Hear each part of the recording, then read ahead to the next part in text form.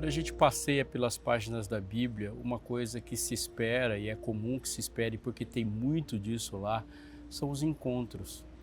Os encontros acontecem de formas tão variáveis e esses encontros geram muitos debates e conversas maravilhosas. Eu gosto de dizer, e eu vou continuar gostando de dizer por um bom tempo, que a melhor parte da história é a parte onde Jesus aparece. Desde os primeiros capítulos de Gênesis até o último e os últimos capítulos de Apocalipse, quando Jesus aparece, ele muda cenários, ele muda concepções, ele muda opiniões. Ali eu vejo Jesus entrando o jardim adentro e conversando com Adão. Adão, onde estás? Adão tinha uma concepção, tinha uma opinião sobre o seu próprio estado e sobre o seu futuro, e o encontro de Jesus com Adão muda perspectivas e Deus coloca para Adão uma realidade que ele não tinha pensado, porque na cabeça dele a única coisa que poderia acontecer ali naquele momento trágico pós-pecado era a morte eterna. Ele muda a concepção no encontro com Caim, nas perguntas que ele faz, e a ideia que Caim faz das coisas e de si mesmo entra em confronto com aquilo que Deus tem em sua palavra como verdade. Tem um encontro de Deus com Moisés e ele é extraordinário porque Moisés precisa mudar a ideia que ele tem de si mesmo, sobre a sua boca, sobre o seu cajado, sobre a sua própria vida e propósito. Então Deus, ao encontrar-se com Moisés, muda as coisas. Moisés, o que você tem na sua mão? Moisés, quem fez a sua boca? E desse ponto Moisés segue. Pedro tem uma opinião forte sobre si quando ele fala: mestre, eu estou pronto para ir contigo, tanto para a prisão como para a morte. Deus põe o pé no freio na vida de Pedro e fala: Pedro, não é bem assim. Você precisa de mim muito mais do que você pensa. Você não é tão forte quanto você pensa. E quando Pedro ameaça discordar, Jesus fala uma frase importante que vai ficar marcada para a vida de Pedro para sempre. 3 vezes você me nega, 3 vezes o galo vai te lembrar dessa nossa conversa que você precisa muito de mim. A carne é fraca. Ao chegar e depois de atravessar muitas páginas, capítulos e livros da Bíblia, a gente chega numa igreja que discorda coletivamente. Sim, ela conversa com Deus com uma frasezinha que está ali em quase todos os versículos. Ela diz: Senhor, o Senhor acertou em quase todos, ou o Senhor acertou em tudo até chegar aqui. Falou bem de Gênesis até Judas, mas quando fala de mim, o Senhor tem uma opinião que não pode ser assim considerada tão precisa.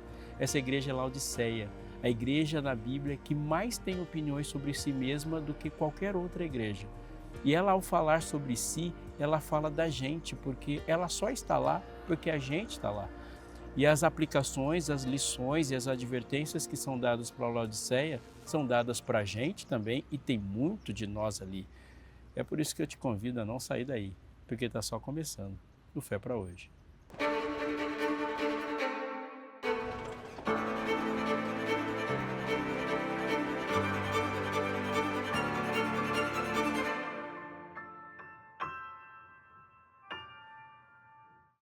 Estamos de volta e daqui a pouquinho eu vou ler um texto bíblico com você, daquilo que eu acabei de falar, mas eu tenho um recado para te dar.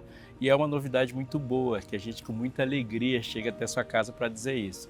A Novo Tempo está lançando um estudo bíblico novo, um guia de estudos que é sobre um tema muito importante e faz parte da nossa vida o tempo todo, seja lá onde a gente esteja e quais lutas a gente tem que enfrentar, essa luta está aí, que é a gestão do nosso dinheiro, a gestão dos bens, gestão financeira. O tema desse estudo é a educação financeira à luz da Bíblia. E se é à luz da Bíblia, obviamente ela tem o peso, a força, a perfeição que a Bíblia traz para a gente gerir a vida do jeito que Deus pensou.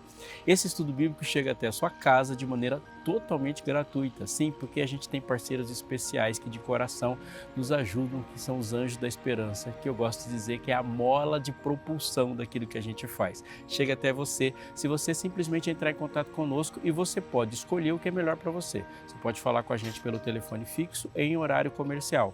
Se você quiser pedir fora do horário comercial, dependendo do horário que você está assistindo esse programa, você pode mandar uma mensagem para a gente pelo nosso WhatsApp. Será atendido, você vai deixar aqui conosco alguns dados, que são os dados que a gente precisa para que a gente envie esse estudo para você. Você pode também entrar no site que está aparecendo aqui na sua tela. Escolhe do jeito que você quiser. Vai chegar até a sua casa depois de alguns dias de forma, repito, totalmente gratuito e você vai ter esse auxílio poderoso para poder gerir sua vida financeira, se educar e compartilhar com as pessoas ao seu redor. Peça, porque isso foi feito com carinho e é especial para você e pela sua família.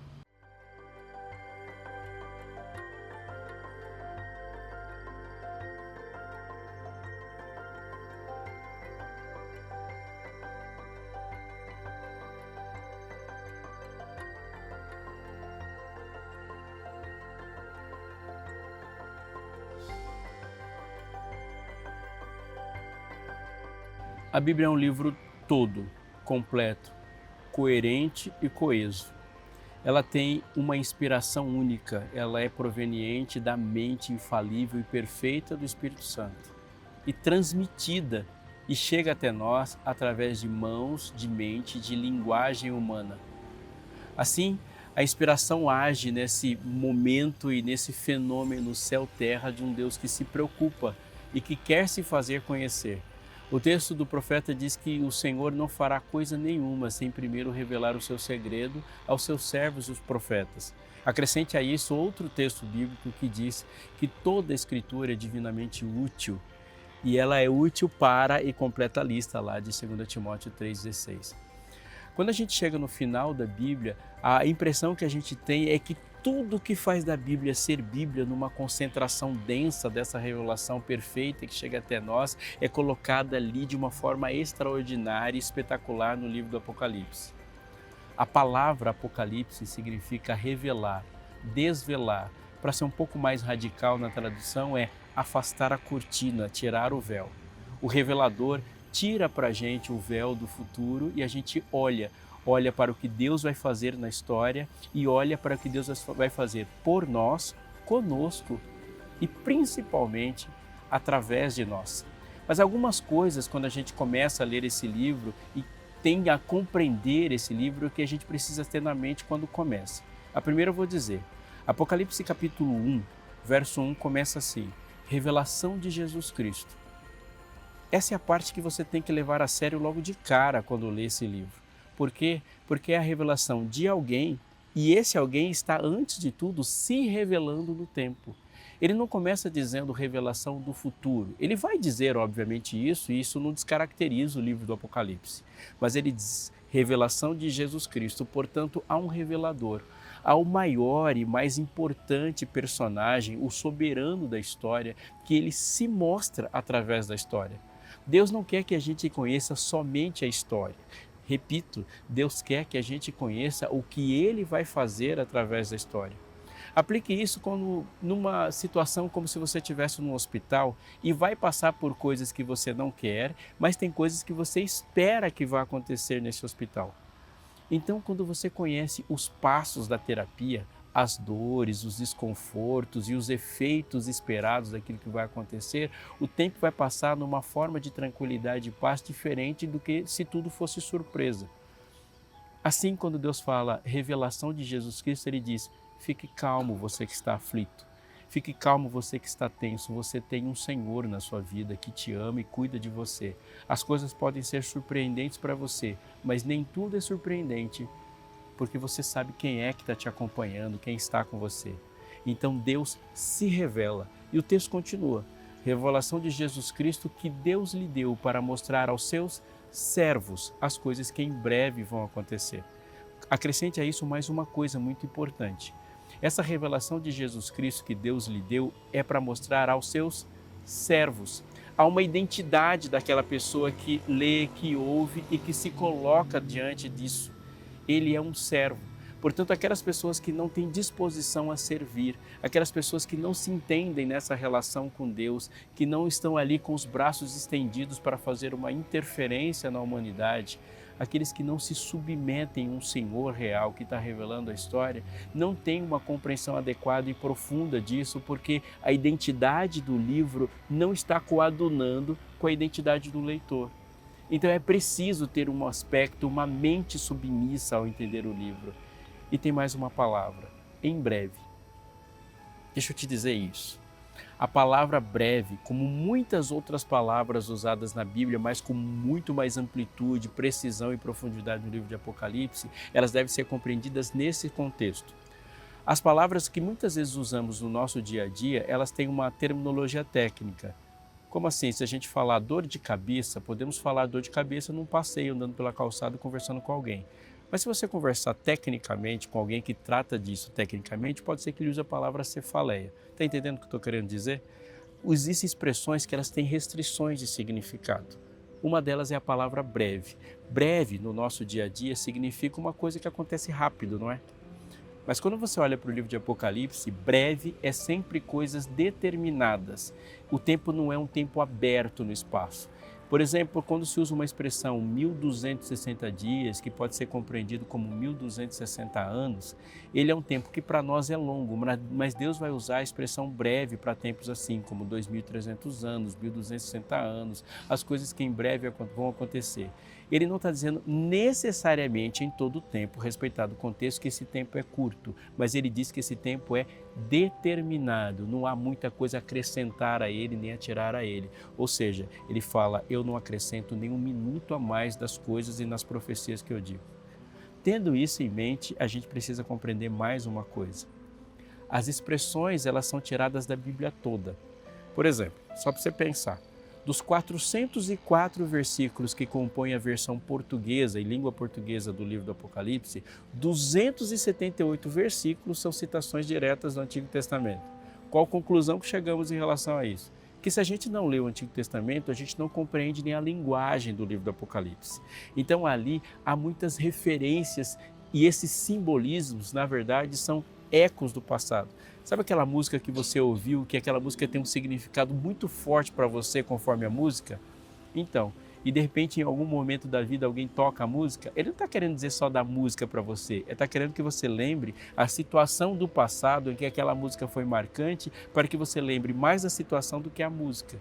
Assim, a passagem do Mar Vermelho, o mar sendo vermelho, uma mulher, uma besta e assim por diante. São imagens do passado na trajetória do povo de Deus composta na Bíblia que precisam ser lembradas e ao ser lembradas elas trazem conforto e segurança. Para uma relação sintética, o que a gente está querendo dizer é o seguinte: quando a Bíblia fala com você no livro de Apocalipse, os símbolos não são para dar uma amplitude muito grande de interpretação, é para dar uma interpretação tão precisa que ela não se desvie daquilo que Deus revelou no passado. Com isso em mente, a gente já consegue ler o texto, sabendo que ele é um texto real, para pessoas reais, vivendo uma história real, e por isso ele não é um livro que você lê de maneira tão ilustrada e etérea que ela não cabe para a sua vida hoje. Não, ele é um livro extremamente prático e nessa perspectiva a gente entende a carta escrita para a igreja de Laodiceia.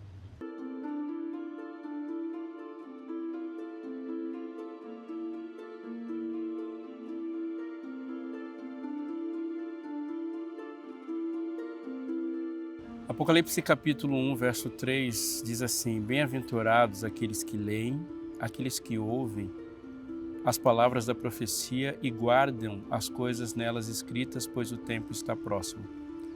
Um texto legal, muito importante para ser compreendido numa estrutura não só do Apocalipse, mas de como o Novo Testamento, na verdade, foi escrito. Uma parte significativa do Novo Testamento é feita por esse gênero literário que o cristianismo deu para o mundo, que são as epístolas. Há mais epístolas na Bíblia do que você conhece em qualquer outro lugar e eu não conheço ninguém que conheça epístolas fora aquelas que são mencionadas na Bíblia. Ela é uma grande contribuição de fato que o cristianismo deu para a cultura mundial. Mas quando uma epístola é escrita, ela é escrita para uma pessoa e para uma pessoa para um lugar. Por exemplo, quando Paulo escreve a carta para Timóteo, ela não tem essa particularidade de ser um documento, um texto escrito de uma pessoa somente para outra e que ela nunca vai mudar e ela não pode ser transmitida, ou que seria um desrespeito, um crime ou uma coisa ilegal ler aquele conteúdo se você não for Timóteo. Não, pelo contrário, o texto é escrito para que Timóteo absorva e ele transmita, como é a carta para Tessalonicenses, por exemplo. Quando a gente chega na carta de Tessalonicenses, a gente vê um detalhe ali muito importante na carta. Na carta que Paulo escreveu para os Tessalonicenses, no último capítulo, verso 27, está escrito assim: conjuro-vos pelo Senhor que essa epístola seja lida a todos os irmãos. O que compreendemos a partir disso? É que Quando o texto em João fala bem-aventurados aqueles que leem, significa que ele é a pessoa responsável, o líder da comunidade, da sinagoga, da igreja que recebeu a carta. E essa pessoa que recebe a carta tem a incumbência de ler a carta, não somente para si, mas para todos daquela comunidade. Então você está imaginando a cena? Bem-aventurado, ou seja, uma bênção, uma bendição de verdade para aquela pessoa que vai receber e vai transmitir a mensagem. Bem-aventurado aquele que lê. E aquele que ouve, ou se você olhar melhor no texto do Apocalipse, ele diz assim: bem-aventurados aqueles que ouvem. Então tem aqueles que leem e muito bem-aventurados também são aqueles que ouvem. Então no texto de Apocalipse tem lá ali, bem-aventurado aquele que lê. E o bem-aventurado aquele que lê é aquele que recebe e transmite. E aqueles que ouvem as palavras da profecia é o público para o qual a epístola é destinada e elas obtêm o conteúdo, essas pessoas obtêm o conteúdo por causa daquele que lê.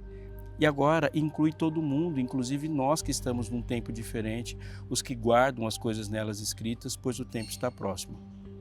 Compreendido isso, a gente vai para o texto que inicia a carta para a igreja de Laodiceia. E diz assim, capítulo 3 do livro de Apocalipse, versículo 14. Ao anjo da igreja em Laodiceia escreve: essas coisas diz o Amém, a testemunha fiel e verdadeira, o princípio da criação de Deus. O anjo, o mensageiro que recebe a carta de Laodiceia é o mesmo bem-aventurado que lê, que está lá no começo do capítulo. Então, este anjo não é um ser celestial que a gente já pensa na mente, vestido de branco, de cabelo enroladinho, com uma trombeta na mão ou uma asa de penugens. Não é essa pessoa. É um ser real, um trabalhador, um líder de igreja, aquele que é incumbido de transmitir a mensagem. Ao anjo escreve. E ao anjo que escreve, por exemplo, e portanto, é a pessoa que vai transmitir toda a mensagem. Então a mensagem é feita para aquele que lê, para aquele que ouve e para aquele que guarda. Isso coloca o público inicial de Laodiceia para compreender a mensagem e você e eu também. Ao anjo, a igreja de Laodiceia escreve e agora ele vai dizer quem é que está falando. Ao anjo, a igreja de Laodiceia escreve: essas coisas diz o Amém, a testemunha fiel e verdadeira, o princípio da criação de Deus. Essa é a maneira como Jesus Cristo, o Filho, é apresentado no primeiro capítulo do livro. Quando Jesus é descrito naquele primeiro capítulo, a partir da visão extraordinária dele sendo mostrado de fato para João, ele tem várias descrições e cada uma dessas descrições aparece como uma apresentação para cada uma dessas igrejas, das 7 que recebem a carta. Então, ali ele vai apresentar Jesus como ele é a partir de uma característica e essa característica se relaciona com a igreja que ele vai receber a carta e ao conteúdo da mensagem. Sabe, isso é muito interessante pensar, porque Jesus se apresenta de uma forma personalizada para as pessoas. Isso significa que Jesus é um único, isso é verdade. Ele é um Deus que tem características também incomunicáveis, mas nas nossas aflições, angústias, necessidades, na nossa vida, na dinâmica da nossa vida, nós conhecemos Jesus com algumas coisas com mais ênfase do que outros conhecem. Conhecemos um Jesus perdoador, justo, santo, puro, auxiliador, companheiro, um Jesus que fala, um Jesus que ouve. Mas em cada esquina da vida, cada parte da nossa vida, uma dessas coisas vai ser mais enfatizada. Para você, Laodiceia, diz o texto, quem está falando é essa pessoa, a testemunha fiel e verdadeira, o princípio da criação de Deus. O nome Laodiceia significa povo do juízo, um povo que julga pelo seu testemunho, que foi chamado a levantar a ideia e trazer para as pessoas a realidade do juízo. Um povo que proclama e vive no tempo do juízo, a 7ª igreja. Mas aqui há uma coisa muito importante para a gente entender e se colocar como pessoas que ouvem a carta, que leem e que estão colocados para guardar. As 7 igrejas, elas são grupos, elas fazem parte de um grupo muito comum no livro de Apocalipse. As 7 selos, 7 trombetas, 7 pragas, os grupos de 7 são parte constituinte da estrutura do livro. E tem uma estrutura de profecias que tem uma parte histórica e uma parte que a gente pode chamar aqui de maneira didática de escatológica, ou seja, elas estão para um tempo após nós. E elas podem ser distribuídas da maneira correta de se compreender no decorrer da história. Então se coloque ali. Dependendo do tempo em que a pessoa está lendo a profecia, ela pode ler e a profecia estar no passado. Dependendo do tempo, nos últimos 2000 anos que a pessoa está lendo a profecia, aquilo que ela está lendo está no presente. E é possível que, dependendo do tempo, ela esteja no futuro. Então, para tentar sintetizar e explicar melhor, para nós que vivemos na parte muito mais próxima do fim das coisas, há muito mais passado do que futuro no livro de Apocalipse. Para João, que recebeu a mensagem, tinha mais futuro do que passado no livro do Apocalipse. E para aquelas pessoas que viveram alguns séculos, um milênio talvez antes de nós, tinha futuro e passado de maneira equitativa. Me compreende? Dependendo do tempo, no momento da história que se está lendo, porque as profecias estão divididas historicamente e colocadas no decorrer da história. Mas quando nós lemos a carta, ela fala de igrejas com características diferentes. Mesmo que a primeira igreja se refira à característica do povo de Deus naquele primeiro século, distribuindo as 7 igrejas no decorrer da história, há uma aplicação para igrejas em algum outro momento específico. Então pode ser, e a gente entende assim, que Éfeso é a característica da igreja do primeiro século, mas pode existir uma igreja hoje que precise hoje daquela mensagem que Éfeso recebeu, entende? Pode ser que a comunidade de fé que você pertença tenha características muito comuns de Éfeso, embora no geral Laodiceia seja predominante para a cristandade. Mas pode ser também que a sua vida seja muito parecida com Esmirna, embora a da sua comunidade seja parecida com a de Éfeso e de maneira geral Laodiceia seja a característica predominante da igreja. Então, você precisa ler todas dessa perspectiva. Mas quando a gente chega em Laodiceia, os 3 momentos se encontram. Então ele diz para você, para o anjo, para aquele que lê, que guarda, escuta, quem está falando com você é Deus. E Deus não erra nos diagnósticos que ele faz. Não ouse discordar e veja como é o diálogo de quem tem fortes opiniões sobre si mesmo e vai confrontar essas opiniões com a testemunha fiel e verdadeira. O princípio da criação de Deus, aquele que não erra e aquele que tem falado desde o começo. E ele vai dizer, eu conheço você, eu conheço as tuas obras, fui eu que te fiz, eu sou o princípio da criação de Deus. A criação de Deus acontece a partir da minha boca, eu conheço as tuas obras e eu sei que você não é nem frio e nem quente. Quem deras fosses frio ou quente. O verso 16 diz, assim porque és morno e nem és quente nem frio, estou a ponto de vomitar-te da minha boca.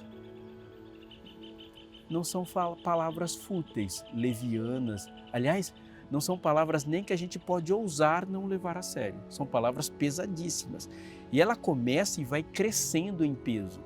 Ele diz assim, você não é nem frio nem quente. Para quem morou em Laodiceia, isso é de um contexto comum. Laodiceia recebia águas termais que elas vinham de alguns quilômetros acima dela. Então, quando essas águas saíam muito quentes de alguns quilômetros antes de chegar na cidade de Laodiceia, elas passavam por dutos que no decorrer da história eles tinham sido construídos. As águas saíam quentes e elas chegavam a Laodiceia antes de esfriar, mas elas iam se esfriando no caminho e geravam em Laodiceia poços e parques termais muito gostosos de ser desfrutados. Se você entrar numa água fervendo, você vai querer sair da água rápido. E se você entrar numa água fria, o choque térmico vai fazer com que a gente saia dela rápido também. A água quente, bem quente, ela vai servir para muita coisa na nossa vida. A gente ferve a água para purificar coisas. A gente ferve a água para mudar o estado da matéria de algumas coisas. E a gente gela a água também para muita coisa. Uma das funções do gelo também são questões terapêuticas. A gente usa gelo para machucado, a gente usa gelo para muita coisa. Mas a água morna, para muitas coisas, serve para conforto. A gente não bebe água fervendo e quando a gente bebe água muito gelada, a gente não faz isso com muitas coisas repetidas. Aquele chazinho que a gente toma, preferencialmente é morno. A água que a gente gosta de ficar por um bom tempo tem que ser a água de uma temperatura confortável para o corpo. A mornidão, ela reflete um estado de conforto, o estado de estar ali. E de repente Deus nos choca dizendo assim, eu preferiria que você fosse frio. Ou eu preferiria que você tivesse quente, mas você não é nenhuma coisa nem outra. Sabe, ele está dizendo de um estado que uma pessoa se encontra, onde ele não quer ser transformado e gosta de como está. Que mensagem poderosa, rica e um alerta para o nosso tempo. Ele está dizendo, você laodiceano tem uma característica fundamental e nós não podemos começar e nem terminar nenhum diálogo sem falar sobre isso. O prazer que você sente de ser como você é. a forte opinião que você tem sobre si mesmo e a maneira como você mora na sua zona de conforto. Anote essa frase, ela é muito importante porque ela está em cada partícula, está no DNA da carta de Deus para Laodiceia. Ele está dizendo que o cadeado mais poderoso de qualquer prisão é o conforto dela, porque o conforto de uma prisão faz com que o preso não queira sair. E qualquer chamado do lado de fora é um chamado a ser negado, a ser rejeitado. Ele diz, eu conheço as tuas obras. Se você fosse frio, você está desconfortável com a sua própria situação e ia pedir socorro para mim. Se você fosse quente, você ia estar numa situação confortável para mim mesmo e eu ia ajudar você a ser mais poderoso ainda. Mas você olha para si mesmo e a sua concepção de si mesmo tem muita coisa que você olha da vida dos outros e acha que você está melhor. E nesse ponto Deus vai falar de novo de uma situação que ela é uma briga da carne contra o espírito na Bíblia toda. A maneira como nós consideramos moralidade e associamos à espiritualidade. Porque espiritualidade, da perspectiva de Deus, é algo que vem de dentro para fora, é o aquecer de dentro. Mas a moralidade é uma coisa de fora para dentro. A moralidade é a casca com que a gente enfrenta o mundo.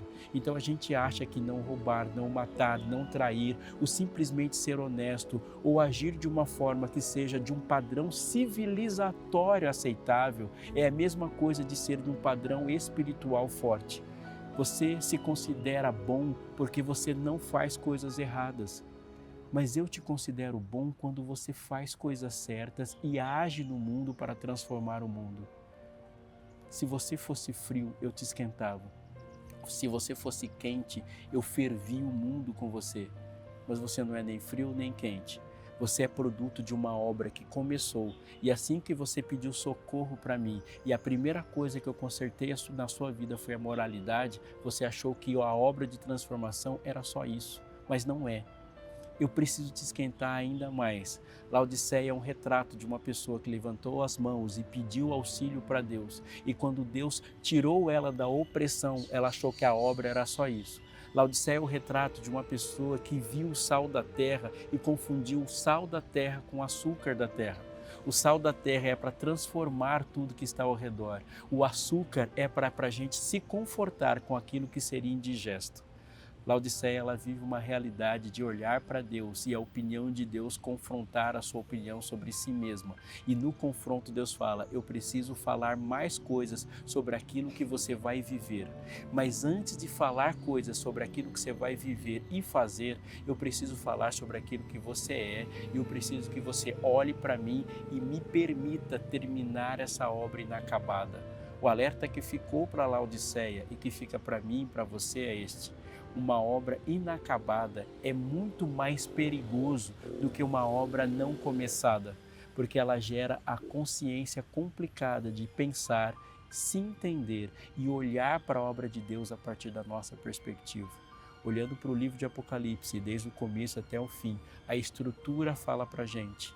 A escrita fala para a gente, a compreensão fala para a gente e o Deus que diz que quer mostrar aos seus servos as coisas que em breve devem acontecer, exige que esse olhar para tudo seja um olhar de servo. Laodiceia sou eu, Laodiceia é você e Deus não muda, o que muda somos nós.